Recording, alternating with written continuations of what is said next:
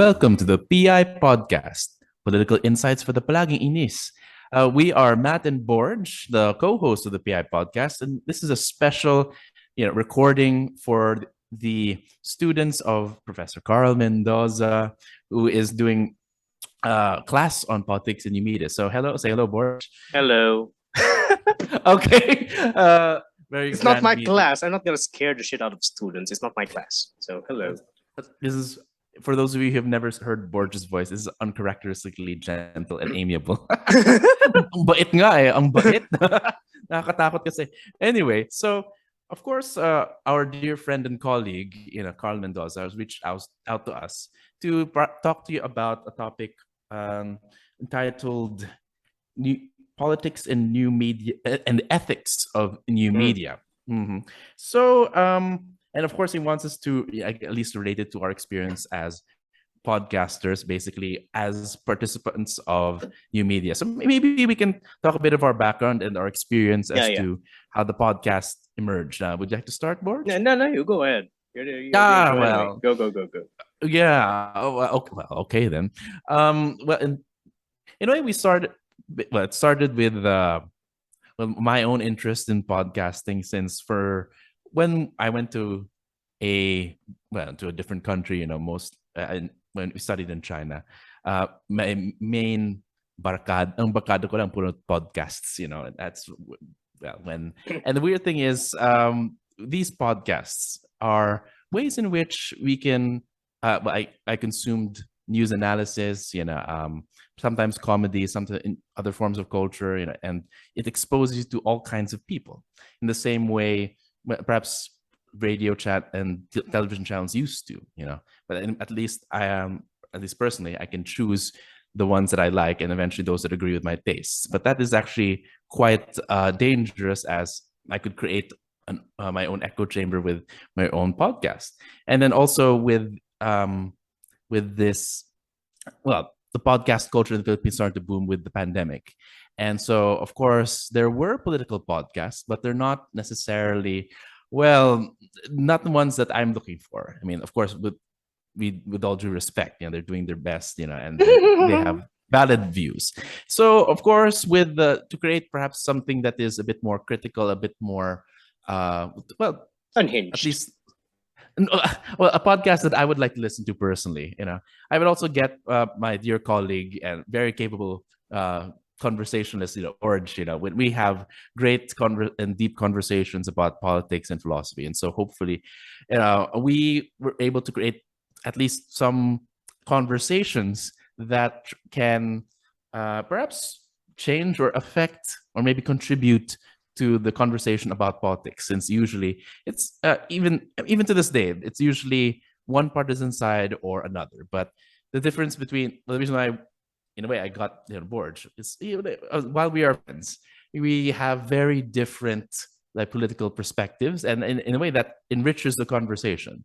Very while I am a bit more, at least leaning to right of center, a bit more conservative and traditional, Borges is a bit further on the left, perhaps. Would I call it far left? Let's call it off the compass. Off the compass, fine. It used to be. It's clear. We'll see about that. But perhaps more, maybe you can talk about maybe how your experience of the podcast, and perhaps what you think of the media and our engagement with our listeners. Yeah. It's been a nice 2-year ride, and looking forward to more episodes. But the response that we got more recently, we're having more and more active participants, more and more active quote unquote fans. But end of the day, as you have said, it's about bringing out our own conversations and letting people start their own. And key to breaking apart partisan dichotomies is to be a bit unhinged. So that's one thing that marks PI podcast, even the title itself, as something separate. So we're here to contribute a more nuanced understanding of politics, philosophy, and whatever we can lay our hands on.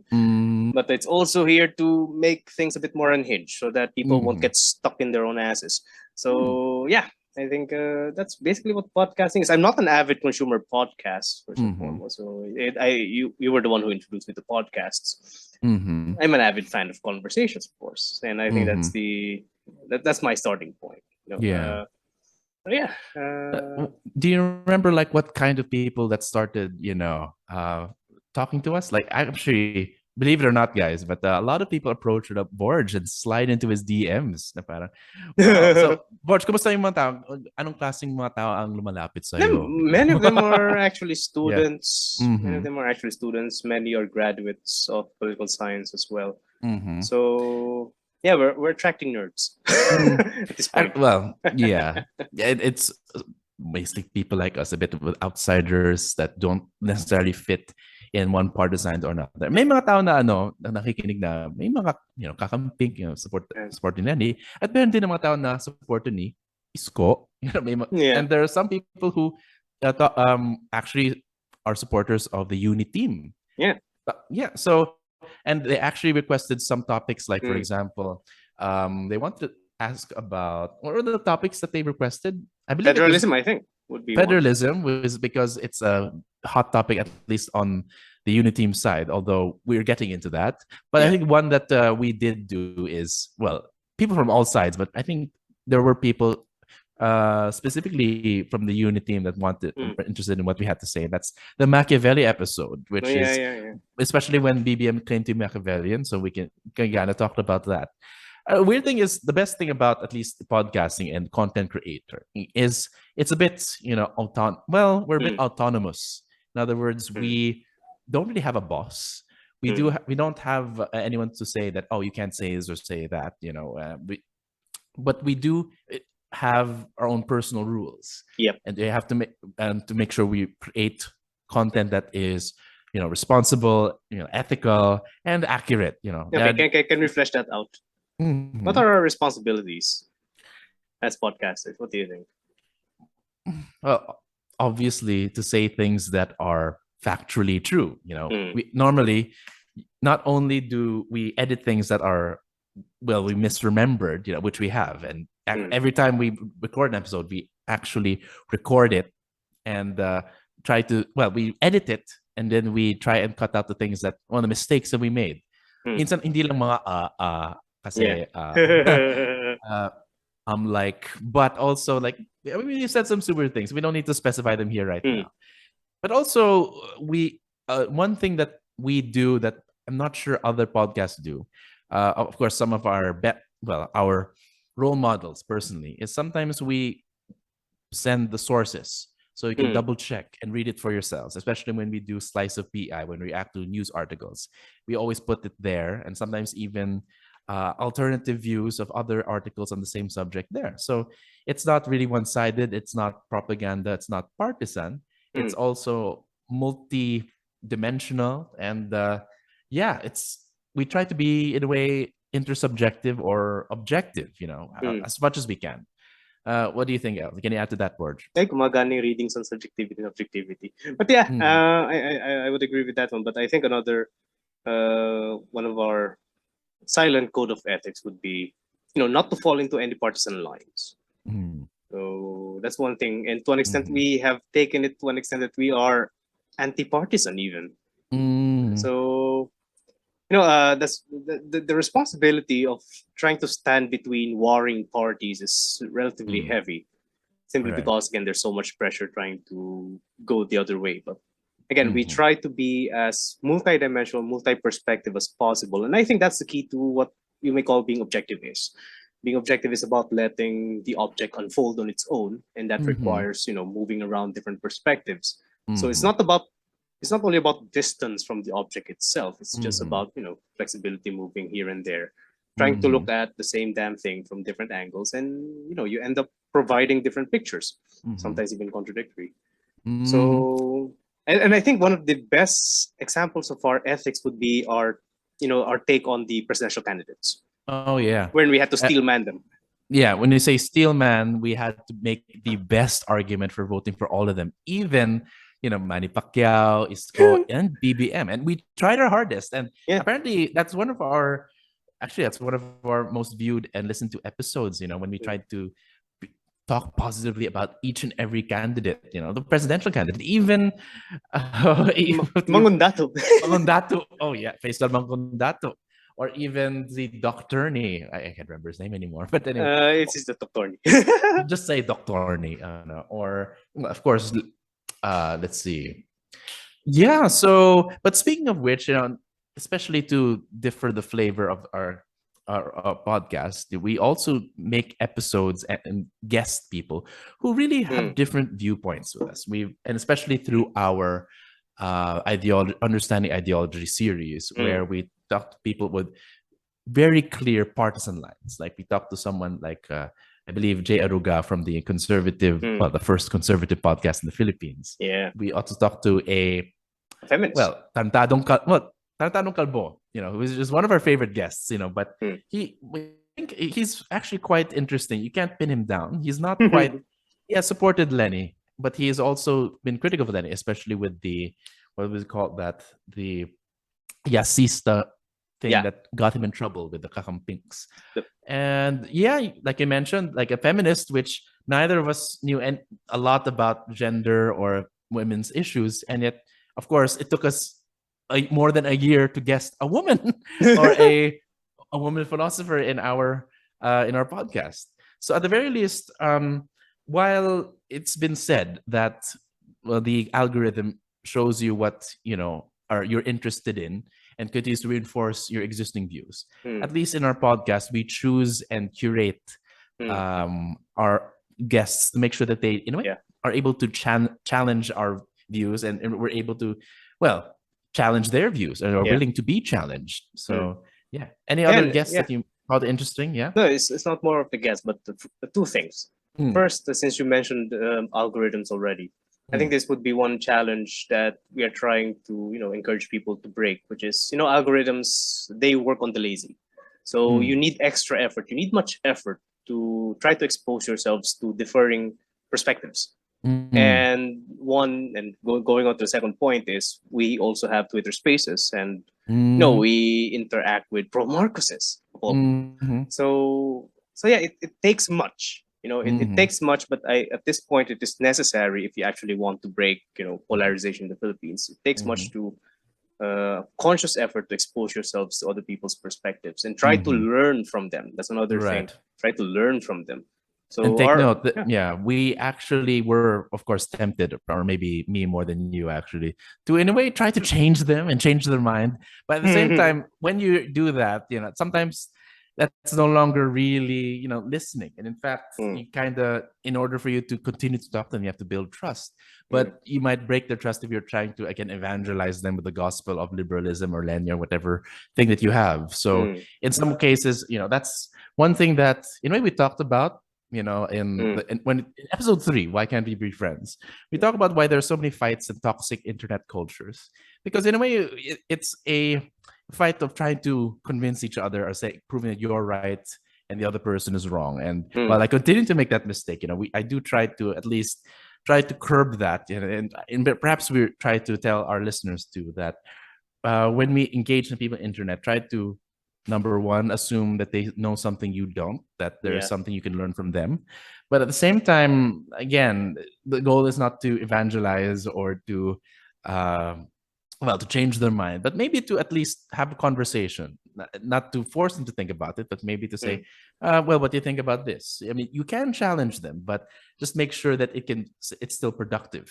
I think that's one thing that smartphones actually have opened up for us. So there's an opportunity to learn from other people. You to talk to all different kinds of people.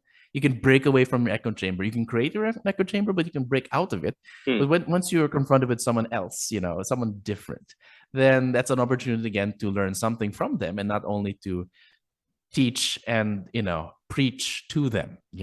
That's a weird thing. That's where the culture of "let me educate you" came from, and that it's very real. And maybe I'm more guilty, in on that, but it's a challenge. So it's not easy, but we have to make sure that this conversations are constructive. Yeah. So that's well, that's the basic part of our experience at podcasting and political spaces, But I suppose we can go into the topic here, that was asked by Professor Carl, and that is basically how smartphones have affected or impacted, Philippine politics in general. And Mm, there are and the students actually gave very interesting questions. So we kind of, instead of going through them one by one, since they can be similar, we go through subheadings. And the first subheading at first, how has smartphones impacted or affected political participation, and most especially during the elections, because it's one of the mm. highly politically charged seasons in our country. So what do you think, Porge? Well, again, well, people are more aware about the processes in registering and voting. That's one thing that's Mm-hmm. for sure. So Mm, they're more aware about how to vote and where. mm, Other than that, they're more exposed to the campaign materials, whatever they may mm-hmm. be. They be black propaganda or good ones, but they're more Mm-hmm. exposed to it. Mm, So I think the primary impact of that one, at least for voting, is that mm, people are more informed. The mm-hmm. question is, what are they informed about? So Mm-hmm. that's another issue, which Or again, how I do think they it would be yeah, or how the do they next, process that yeah, information? how do they Mm, process information? Which again mm-hmm. is something that smartphones don't give you. Mm, It would give you information. It would allow you to get information. I think that's a more appropriate term. I don't want to look at smartphones if it's a living entity on its own, even if it's mm, transforming into one mm-hmm. slowly and gradually. But it is not. It's a Mm, mechanism. It's a tool we use. So it allows us to get more information, but doesn't teach us how to process them. mm, And this is where, as you have mentioned earlier on, the issue of algorithms would come in. Social media, I'm not going to say smartphones per se, but social media itself is designed to perpetuate biases. mm-hmm. It's designed to feed on your preferences. Mm-hmm. So yun yun eh. And I think that's another issue about that one. Mm-hmm. But Uh, yeah. well, I think we have to define, of course, what political participation is and what it constitutes. And in some Mm. ways, liking and resharing to an extent is political participation. But has it, of course, translated to actual political action? In some Yeah. ways, there are, like what you said, people have registered, people have actually left their house and tried to register to vote, and sometimes went to the different rallies because Mm. the call to the rallies, or in hashtags, or in tweets, in Instagram posts, etc. And of course, it actually strengthened the popularity and engagement of certain candidates, Yeah. because they see their friends as Kakamping or Mm. Uniteam or Isko or Manny Pacquiao, whatever.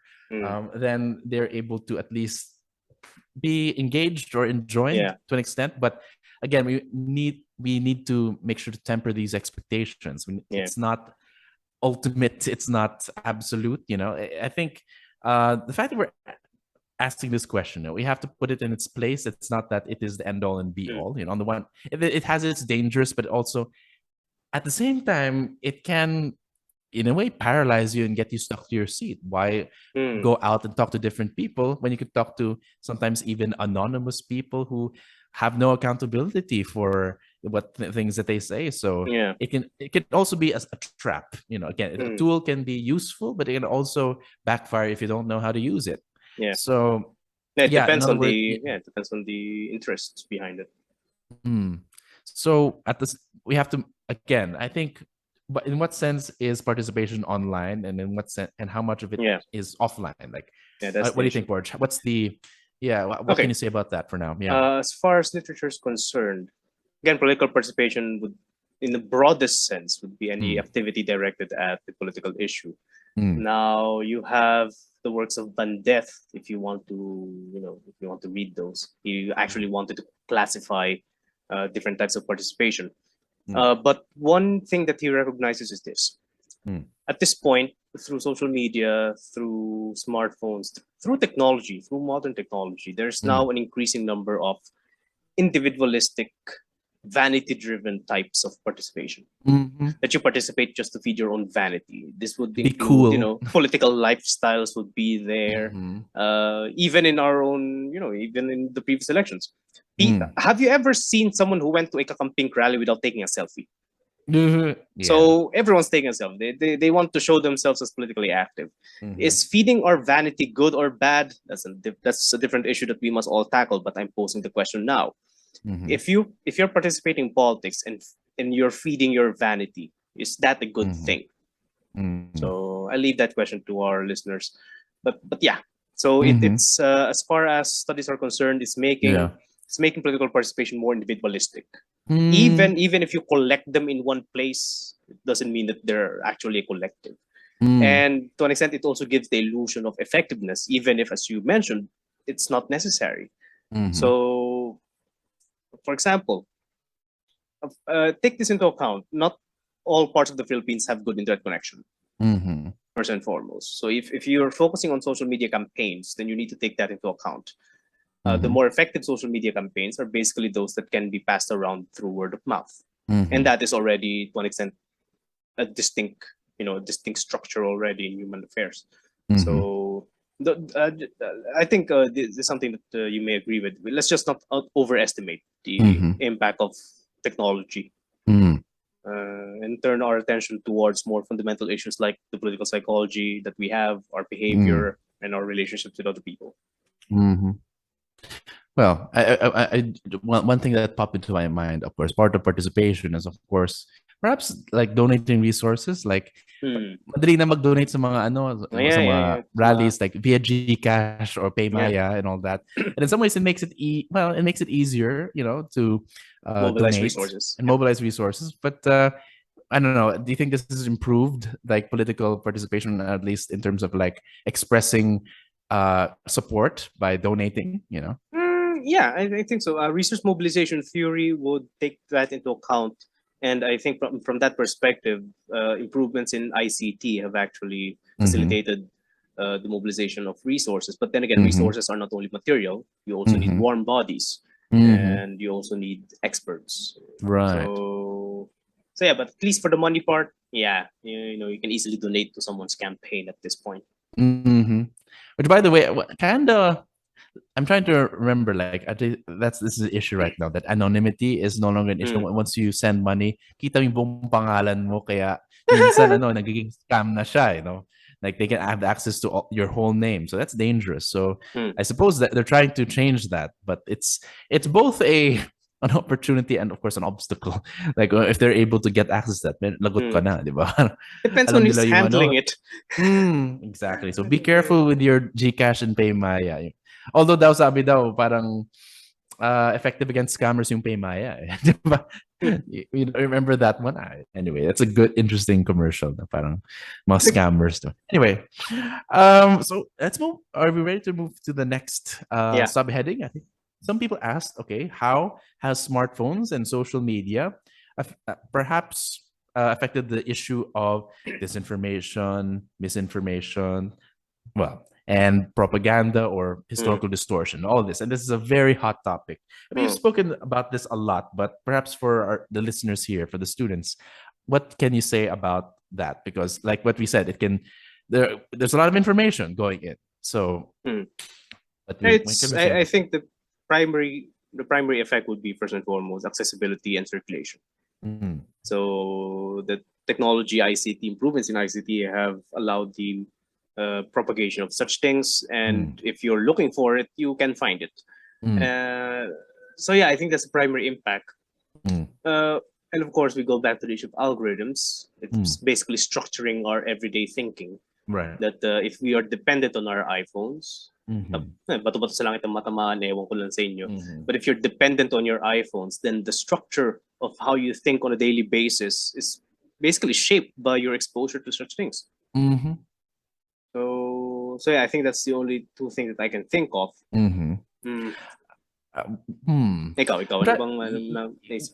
It's a weird thing. I think a few people who talk to us, about our podcast, who listen to our podcast, actually have joked and say, maybe when are we entering like TikTok? Because TikTok, again, is filled with like dance videos, comedy videos, but also slowly, propaganda and political education. There are some things that are of course, Uniteam, and of course, who are pro Marcos. There are also those who promote EDSA and Mm, history, like Mighty Magulang, and mm, slowly, I think Xiao Chua also. mm, So important, important historians have gotten into that. So that's in TikTok. mm. But sorry, can we Uh, pause to hear that? yeah, I know. Regarding TikTok, Yeah. ang problema kasi dyan is it's perpetuating this, small piece information Mm-hmm. trend, which I am not in favor of. Mm. It such a thing perpetuates shallow thinking. Mm-hmm. Too bad. Yeah, but it's possible, while I mean, we do have ideas. I do have ideas about TikTok, but the kind of content we're trying to at least promote is actual, at least proper conversation, which you cannot have shortcuts to. Yeah. Our episodes are actually quite long, and in a way, it has. In a way, limited our marketability. Like most Mm, people want to listen to 20-minute or 15-minute podcasts, but we normally try to do podcasts and end when we are satisfied, or at least mm. uh, progressed into the issue, and not just okay. Here's it. Although we have tried to release shorter things like slice of pi, slice of pie. Yeah, where we talked about news items and limited to 20 to 30 minutes, but that's as short as we can go. But Mm. yeah, it's at the same time, when you're bombarded with information, sometimes the easiest thing to digest is like a 10-second uh stinger, or a 10-second video of someone dancing, or a joke. Yeah. So well, in some ways, can we tell people to stop I doing will. TikTok? Stop. Oh wow. To stop. I Okay. would simply say stop. You know what? Mm, First and foremost, how do you manage a diet, a mm, digestive system? If you want to slim down, you need to eat less. And by eating less, your digestive system would adjust to it. Hence, you mm, could no longer process more and more food through time. The same mhm, goes with your brains. If your brains mhm, are content with if they're content with small piece of information, if they could only digest that, if you would not practice your mhm, brains to try to process bigger and bigger information, then you know you would end up playing with mud puddles instead of mhm, going deep. mm. So yeah, I would say that stop. All right. Well, I won't be as hardline as you, but people have said the same thing with Wikipedia. And while we do say don't cite Wikipedia, Wikipedia can be like a gateway to other things. So if a Yeah. TikTok made you curious, try to well, if it engages with you, if it's done by like someone attractive or something, okay. But if it's a an information that you have doubts about, then look into it. Double check, Fair. triple check. So at least it could be, if you can't stop, at the very least, double check or triple check what they're Mm. saying, or what they're saying is true. In fact, there are things like, as 1 minute, they talk about things like literary. I noticed literary things like Hans Christian Andersen, especially about Little Mm. Mermaid, and how apparently a lot of people are saying, is that really true? That read here for yourself. I mean, I Mm. think a few people shared it. Apparently, Little Mermaid is a story about his love for another man. So, Mm. like, really? Okay, but apparently, then read it. If it gets your attention, because it only says that, but it doesn't say where they got it. You can't show the source in TikTok. So at the Mm. very least, when you do TikTok, at least that's what Google's for. So try to search it. It's like, is this true? Then, yeah, So yeah. yeah, Yeah, okay, okay. that would be a good compromise. Just, make sure that whatever TikTok you have is actually expressing something that would make someone curious instead of convincing them. Hmm. Or yeah, exactly. And perhaps maybe something about, and anything about like historical distortion, like specifically with martial law and Mm, EDSA and all that. that, as far as I'm concerned, whatever you're looking at, the myths circulating around, those things have been here ever since. Mm-hmm. So, what social media and what ICT or improvements in technology have done is simply to make it perpetuate faster. But Mm-hmm. those things, nah, they've been here ever since. Mm-hmm. So yeah, you just specified it. Well, okay. I do have one more question under this one, Mm, and I think it's, well, a lot of people, in response to misinformation, go into fact checking or creating their own version of it. So to be a part of it, sometimes when you do that, you become part of the sea of content, and Mm. sometimes even if you make it, sometimes people won't see it. And Oh, admittedly, even this podcast gets lost in the sea. oh.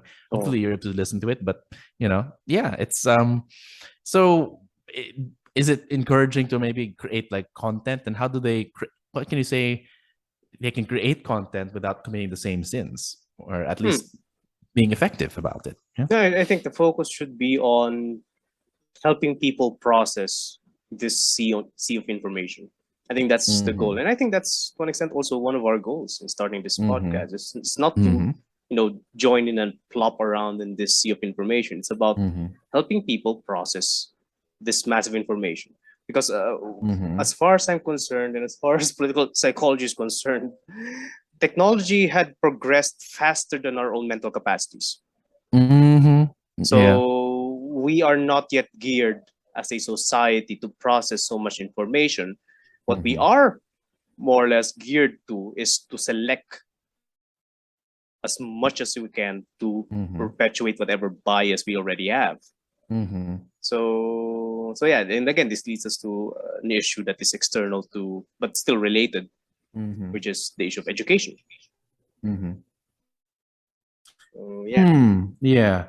I think we could move to the next question, which is Mm, I think there's a few questions that talked about like accountability. And I think this is very important mm, because with the smartphone, almost if you have a smartphone, you're automatically well, you have the capacity to publish like photo, you're a journalist, mm, like you have a video camera, so you can either be a filmmaker or even like a photo, like a video journalist, and mm, then be a citizen patroller like they do it in TV mm, Patrol. And even, of course, you can post it on the web and in social media. So mm, anyone can be an artist, anyone can be a journalist, actually. mm, So in a way, they can also hold people like accountable, but at the same time, as mm, content creators, in a way, they also have to hold each other accountable. So mm. perhaps we could talk about that, like what, how does smartphones affect like being able to hold people accountable? Well, it's there first and foremost. So Mm-hmm. you have at least two lingering issues. Mm-hmm. Do we have other systems to keep people accountable that would simply use inputs from those smartphones? Mm-hmm. Whatever you create out of that, as an input to a larger structure. Mm-hmm. And second, is there structure to deploy this technology to keep people in check? For example, just a possible example is you deploy smartphone journalists or Mm-hmm. new media or alternative journalists. You Mm-hmm. deploy them in local council meetings. Mm-hmm. Maging vlogger sila dun. Keep Mm-hmm. an eye on local councillors and whatever decision they make. We Mm-hmm. have such a system. Mm-hmm. So I think it's sandwiched between other structural things in order for it to be useful. It must be Mm-hmm. sandwiched between political structures that would actually harness such technology. But it is there. Mm-hmm. Too bad at this point. Kanya-kanya muna. Mm-hmm. So yeah. Yeah. Okay. Actually, well, there's another question here about much. I think if you notice, like maybe I don't know if our parents Hmm. in particular, it's for us it's YouTube and TikTok and Twitter. For them, it's Viber chat groups and Telegram chat groups. So Hmm. mass texts, So these are much simpler and low tech. But Hmm. this has been going on. I think, and the other questions say how much has it changed. In a way, it Hmm. has only amplified what has always existed, because there has been fake news through text, in fact, and it has also been text has also been used to mobilize movements during Peel Hmm. Power 2 and during time of Yeah. President Estrada when he was being deposed by EDSA. In some Hmm. ways, both the EDSA 2 and EDSA 3 were both via text. Hmm. So yeah, and so in some ways, not a lot has changed, but at the same time, not a lot. The rules have changed. You have to verify your Hmm. sources. That has never changed. You have to be responsible for your sources. Double check before you share. Well, it's becoming easier to you know avoid those rules. And I Mm, think I'm reminded of Marx and his mm, analysis of technology. mm, Uh, Eventually, technology, we may have created it, but mm. eventually it can create us. So it Oh, would yeah. start restructuring our relationships with other people. So, for example, you said that there's a rule to cite your references. Mhm. That rule is easier or is better implemented under traditional media. Mhm. But now that there's an explosion, Like that where do you put your rule, source in TikTok? yeah, Yeah. that rule have ceased to be an easily implementable norm. It Mhm. now became a rule that you should have a government regulatory body to implement because it's way harder. So hindi na Mhm. siya norm. It's actually just supposed to be a externally imposed rule. So yun ang problema dyan eh. So I think at this point we are observing how technology in general, especially social media, is currently shaping the quality of our own lives. I Mhm. already mentioned that one earlier on, Yeah. which is if you're dependent on your phone, if you look at it on a daily basis, how your mind processes things would be dependent on that. Mhm. Yeah. So, kung ang kaya lang ng utak mo ay 1 minute videos, masasanay na yung ganyan. Mhm. Yeah. So, That actually is, I don't remind you that. I think that's exactly the words of my dad. Well, you're ready, oops. but yeah, but that is important. I think the best thing to do, I suppose, let's move to the next question. Of course, how do we curb and like manage the excesses of the smartphones and social media? Like, is there a need for regulations and countermeasures? Well, before we get to regulations, I think it's really important to have like our own discipline and control, and perhaps dietary planning. If we can plan our meals, we also have to plan um, our consumption of social media. So I suppose some people can limit it to 2 hours in a day, although it's very difficult since we manage everything. Our email is there, our work is there, so it's harder and harder. Like some people can't handle it since classes are in in the internet, in Canvas, which you can do it on your phone. We teach actually in our own university, and people go into class with our phone. Sometimes I've held class on my phone, which again makes our job easier, but there are actually costs, like you can't control a lot, if they're doing anything. Minsan nagdodota nga habang nagkaklase, or minsan nag-YouTube kung ano-ano, di ba? Baka mga orange websites, no? Rappler, di ba? Kala ko Anyway, yellow websites eh. Ay, on Nickelodeon, Nickelodeon website. Anyway, so a lot of it has to do still lies with disciplining individuals, and we sound like parents, but I suppose we should take that our own advice. Now, admittedly, I ikaw do a yun. lot of it. Or if, at the very least, if you can't limit it, at least force yourself, if you're in there, to try and go into looking at the other side. If there's a pro Lenny space, there's also BBM space. So I try to do Yeah. a bit of both. My practice with that one is, in utilizing ICT. Again, going back to my previous comment on dietary, pag lumit yung bituka mo, malit na lang makakain mo. I actually exposed myself to so many documentaries on YouTube. There's so many documentaries on YouTube. So that's one thing that you can actually, indulge in at this point in time. So, I think a dietary plan for social media is not only about limiting your use, it's about regulating what you consume. So, again, let me reiterate, stop consuming small infographical nonsense. Just try to consume entire documentaries. It's out there. Just take time to do it. I don't know. I normally take breaks in between documentaries kasi parang ang hirap minsan, But See? they need to. Well, it's like vegetables. So parang it's good for you. Yeah. Kahit mas mabagal. I suppose. Well, do you think there should be laws, regulating said information and content? Because there have been talks about, like, for example, well, there's the cybercrime. There's also anti-terror to an extent. There's also, well, right now they're going to try and regulate streaming websites.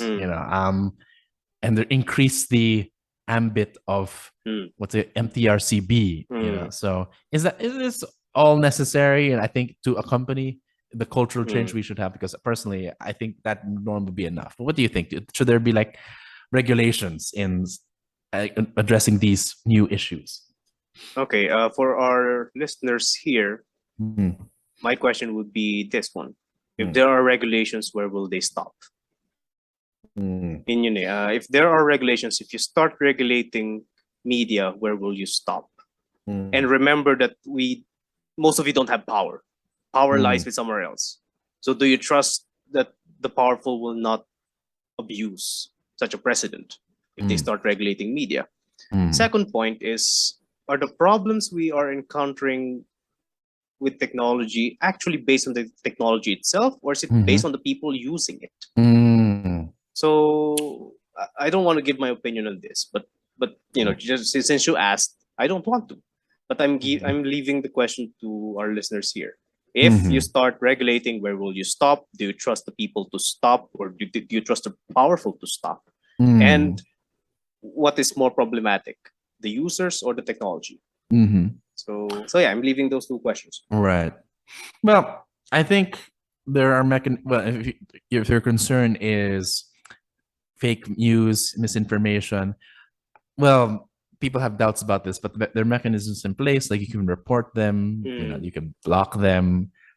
But again, they normally come back, and so mm, do they deserve to be completely like blocked forever? Like some people, like for a time, Trump is still blocked from Twitter, because of that. But and then again, that is an undemocratic, quote unquote, thing to do. mm, So as to maintain like that democratic spirit, I suppose I think we should maintain individual responsibility. So I do agree, although there are issues wherein I think there needs to be more work, like for instance, well, minors, for example. mm, There have been you know unsavory content in Twitter involving minors, or even minors being exposed to like fights and cursing on mm, their social media. Like mm, sometimes, like of course, even my own brother, actually even myself included, when I think there was a time where you can't have a Facebook account if you're a minor, but apparently we mm. could just fake it, and say Yeah. that we're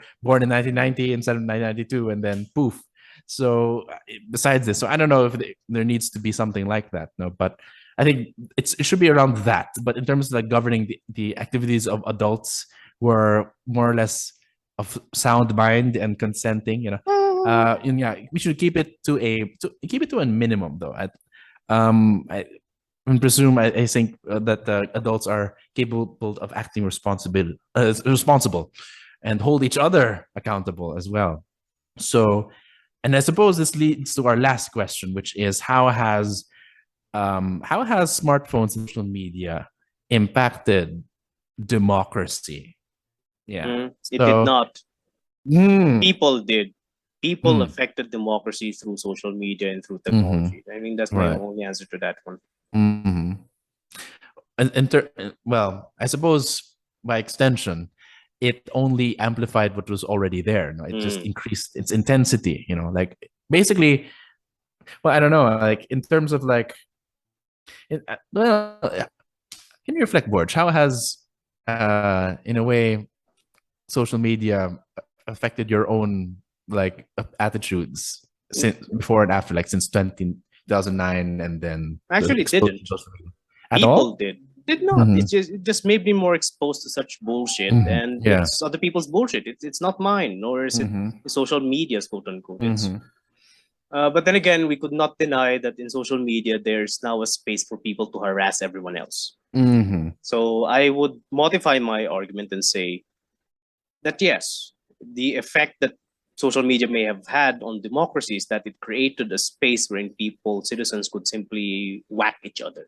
Mm-hmm. But even that argument is still based on the basic premise, which is Mm-hmm. social media did not affect democracy. We did. We just used social media. Mm-hmm. Mm. Well, it's weird. No, I think in a way it needs to be like a mutually reinforcing kind of thing. Like while we affect Mm. social media also in a way affects us. So, Yeah, so to we an are also extent. exposed to the Mm. other people, and people that we never thought would exist. Mm. There they are. Like people who have done things and who Mm. have said things that we never thought that they would. We're exposed to both the stupidest things, but also maybe by occasion some smart and brilliant insights. So, mm, Yeah, like, I think yeah, I can also admit the mutually reinforcing process. I can also admit mhm, that. yeah, like more.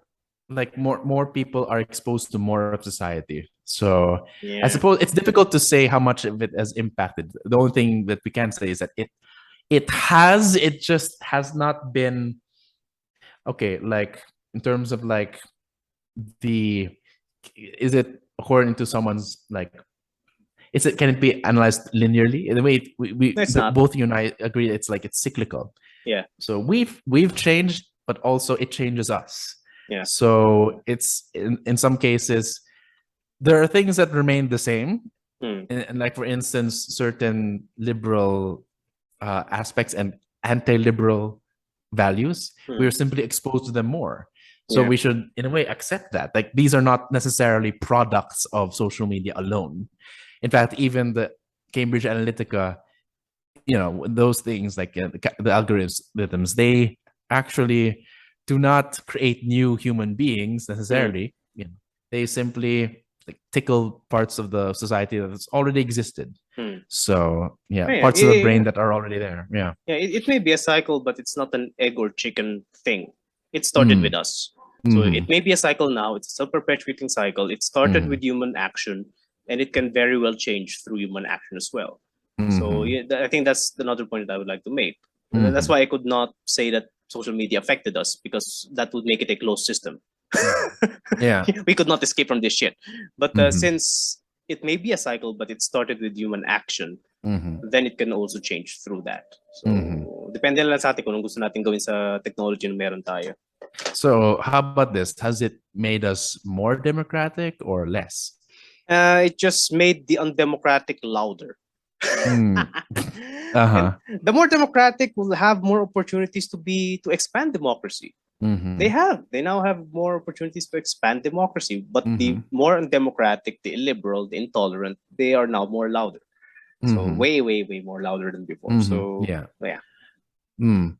So in other words, how then can we answer this question in more systematic way and a more holistic way? So yeah, how do we assess democracy in relation to social media then? Hmm.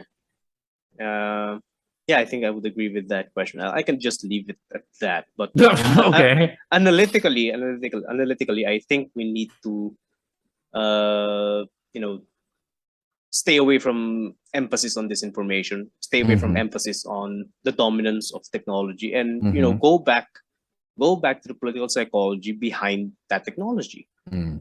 and it's being fed by that technology and harnessing that technology. Mm-hmm. So, yun lang ang advice ko. So I would leave that question, but there are Right. analytical thrusts that we can do just Mm-hmm. to steer the conversation to something a bit more fruitful than it's all Mm. this disinformation's problem. Whatnot. Right. I suppose I can agree that the power is still in our hands. That's the weird thing. Like there's a common panic like technology is taking over us. In some case, if we allow it to, yeah. But at the same time, we can still choose to turn it off or lock it. Or there are some apps that control our access. I believe well, there's one that's Pomodoro. The other one is I'm trying to Mm. remember what it is. Like it deactivates your internet. After for a certain time period. So try to find those. But No, yeah, curiously, I don't think technology is taking over us. People behind those technologies are. So it's a veil to the powers that may be. mhm, Anyway, mm. So I suppose we still control how much we consume yeah, and what we consume and how we consume. yeah. And if So we don't yeah. have control over those, someone else have. Mhm.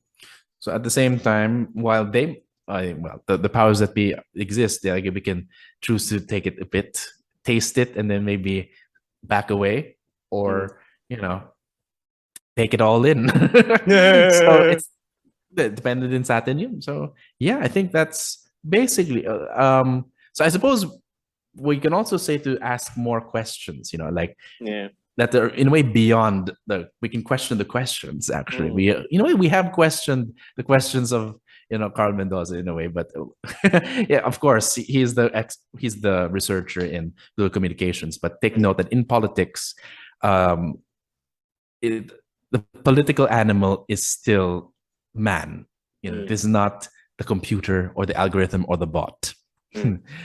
Yeah. Well, I Okay. suppose maybe one last thing we can say. What about the possible existence of robots, AI? I think that's another thing we can Yeah, explore. yeah, that's another Yeah. issue.